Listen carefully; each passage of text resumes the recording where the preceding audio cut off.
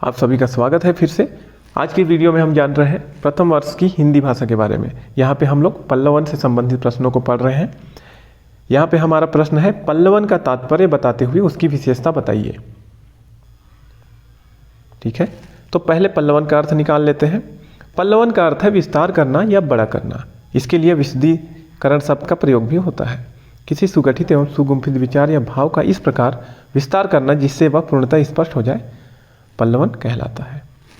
विस्तारण का प्रयोग भी पल्लवन के लिए होता है। दिए हुए सूत्र या वाक्य के प्रत्येक शब्द को भली भांति समझकर यह जान लेना चाहिए कि लेखक का मूल मंतव्य क्या है। उसी को केंद्र मानकर सूक्ति का पल्लवन करना चाहिए। जैसे सूक्ति में गागर में सागर भरने की शैली अपनाई जाती है, अतः उसकी सम्यक विवेचना पल्लवन में की जाती है। मूल वाक्य में आए विचारों सूत्रों के सही अर्थ को स्पष्ट करने की चेष्टा विस्तारण में होती है। तो ये पल्लवन का तात्पर्य था। अब इसकी विशेषता जान लेते हैं। पल्लवन की विशेषताएं, इसकी विशेषताएं निम्नांकित है। पहली विशेषता है स्पष्टता एवं उक्ति विस्तार। पल्लवन में प्रस्तुत उक्तियां गद्यात्मक अथवा पद्यात्मक होती हैं। वे लोकोक्ति, मुहावरे, महापुरुषों अथवा कवियों की प्रसिद्ध उक्तियों पर आधारित होते हैं। जन सामान्य उसे पल्लवन या भाव विस्तार के बिना समझ नहीं पाते। पल्लवन से वह उक्ति स्पष्ट हो जाती है तथा विस्तार पाने के कारण वह दुर्बोध नहीं रह जाती।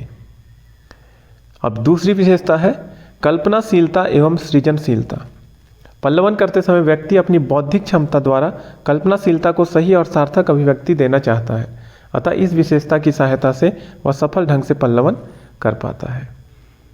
अब तीसरी विशेषता है अध्ययनशीलता। अध्ययनशीलता, कोई भी व्यक्ति किसी उक्ति को तभी समझ सकता है अथवा व्याख्या कर सकता है जबकि वह अध्ययनशील हो। अध्ययनशीलता के अभाव में उक्ति को समझने में परेशानी होती है तथा उसकी व्याख्या भी असंभव प्रतीत होती है। चौथी विशेषता है भाषागत सुबोधता। पल्लवन स्पष्ट एवं सुबोध भाषा में ही संभव है।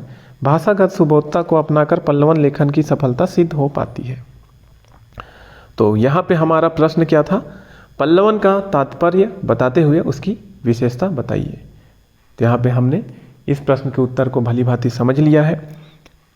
हिंदी भाषा के अन्य प्रश्न के साथ हम मिलेंगे अगले वीडियो में। वीडियो देखने के लिए आपका धन्यवाद।